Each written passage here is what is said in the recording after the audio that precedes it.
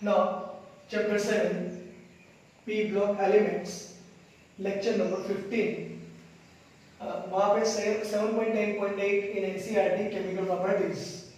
तो पहले यहाँ पे ऑक्सीडेशन स्टेट्स एंड रिएक्टिविटी है, उसके बाद में एनोमलस बिहेवियर ऑफ ऑक्सीजन है, उसके बाद में रिएक्टिविटी विथ हाइड्रोजन या रिएक्टिविटी विथ ऑक्सीजन, और आगे है रिएक्टिविटी विथ हैलोजन रहेगा।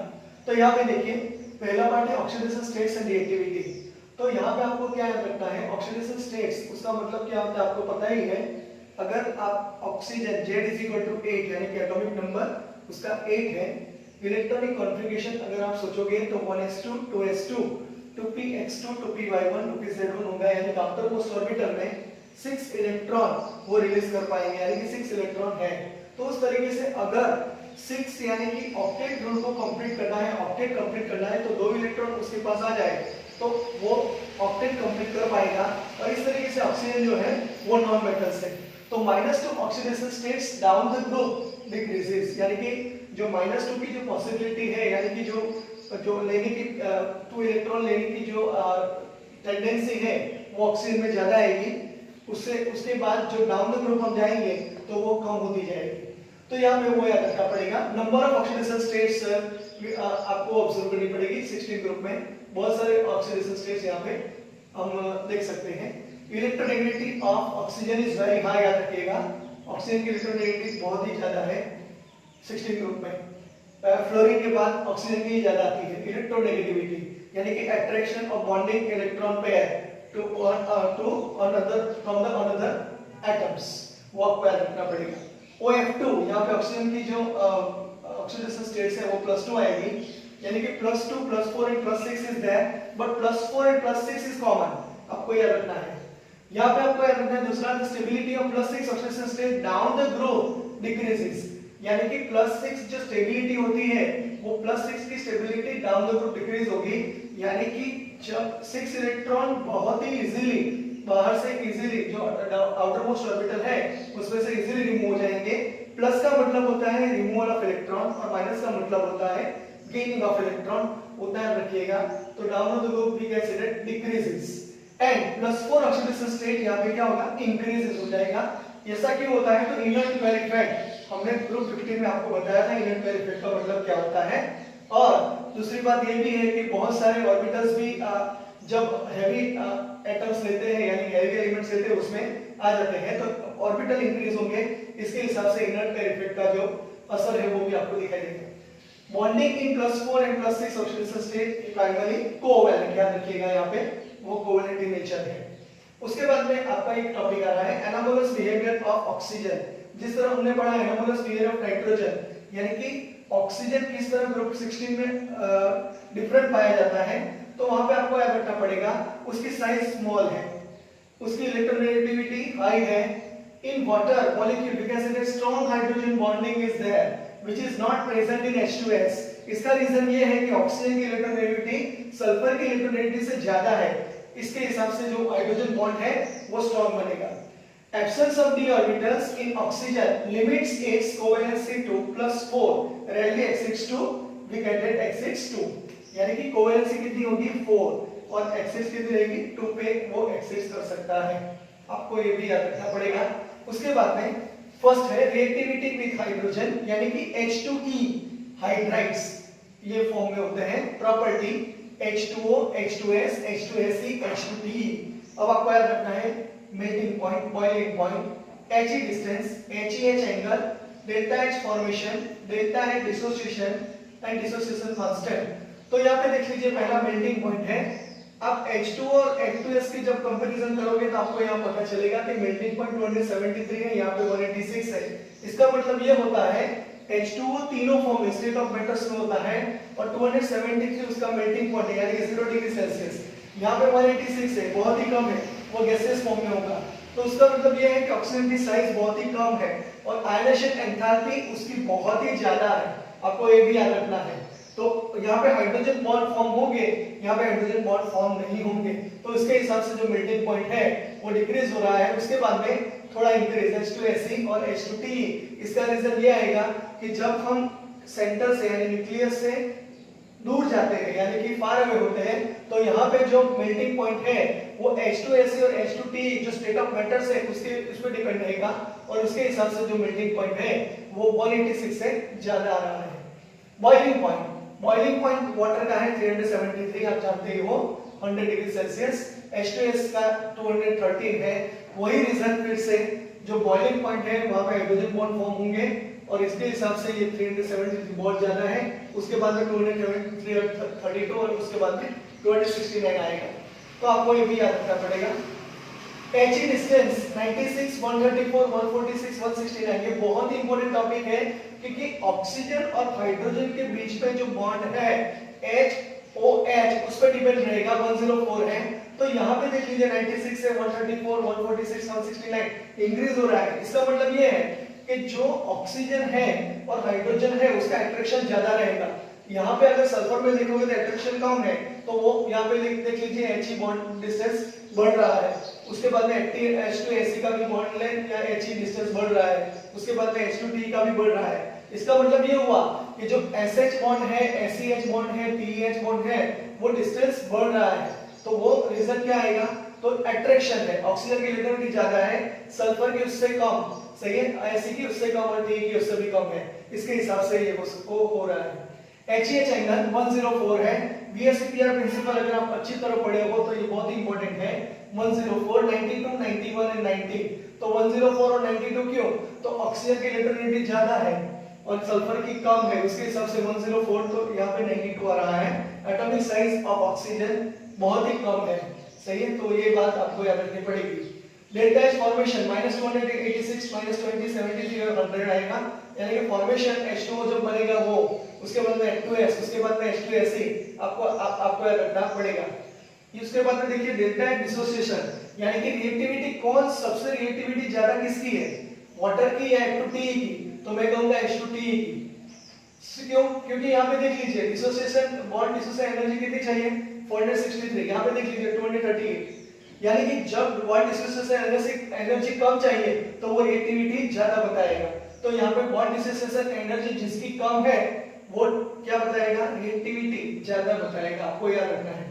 डिसोसिएशन कांस्टेंट Ka की वैल्यू 1.8 into 10⁻16 हो गई, यहाँ पे 1.3 into 10⁻7 है, यहाँ पे 1.3 into 10⁻4 है, 2.3 into 10⁻3 है, यानी कि इंक्रीज हो रहा है। Ka वैल्यू आपको याद रखना है, Ka की वैल्यू यहाँ पे इंक्रीज हो रही है, तो वो आपको याद रखनी पड़ेगी। सेकेंड है रिएक्टिविटी विद ऑक्सीजन, तो यहाँ पे EO2 और EO3 दो फॉर्म में यहाँ पे ऑक्साइड पाए जाते हैं, O3 and SO2 they are in gaseous form। यहाँ पे देखिए EO2 टाइप में SiO2 सॉलिड है, SO2 रिड्यूसिंग एजेंट है और TiO2 is a oxidising agent. इसका मतलब ये होता है कि यहाँ पे सल्फर है और यहाँ पे हम देख सकते हैं T है, यानी कि सल्फर का एटॉमिक नंबर T का एटॉमिक नंबर से कम है।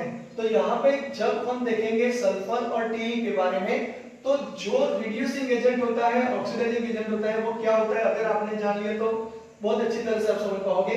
यहाँ पे सल्फर डाइऑक्साइड रिड्यूसिंग एजेंट क्यों है?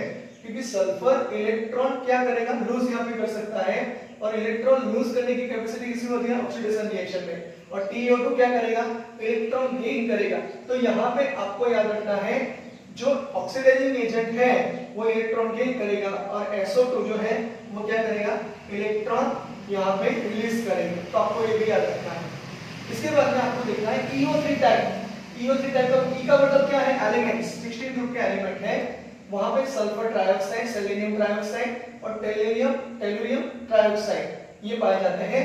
बोथ टाइप्स यानी कि जो भी टाइप्स ऑक्साइड्स के हैं वो एसिडिक इन नेचर है, आपको ये भी याद रखना है। तो अब आगे हम बढ़ेंगे reactivity with halogen.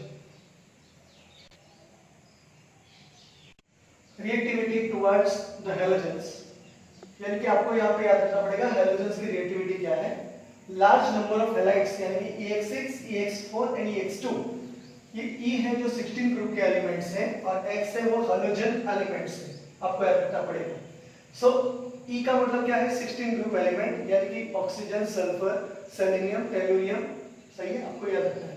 The stability of the halides decreases, F- greater than Cl- greater than Br- greater than I-, याद रखना पड़ेगा, क्योंकि यहाँ पे फ्लोरीन का जो एटॉमिक साइज है बहुत ही कम है, तो उसकी स्टेबिलिटी ज्यादा होगी, और I- का जो यानी कि जो एटॉमिक साइज है आयोडीन का वो ज्यादा है।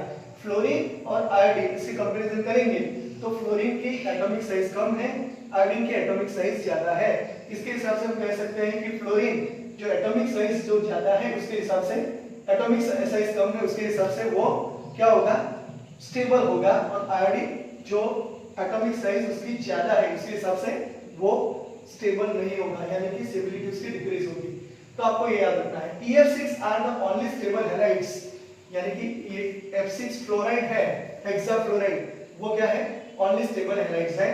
EF6 in their gaseous in nature, octahedral, shape is octahedral, exception is SF6, exceptionally stable for steric reasons, उसका steric reasons उसके लिए रिस्पांसिबल है स्टेबल होने के लिए।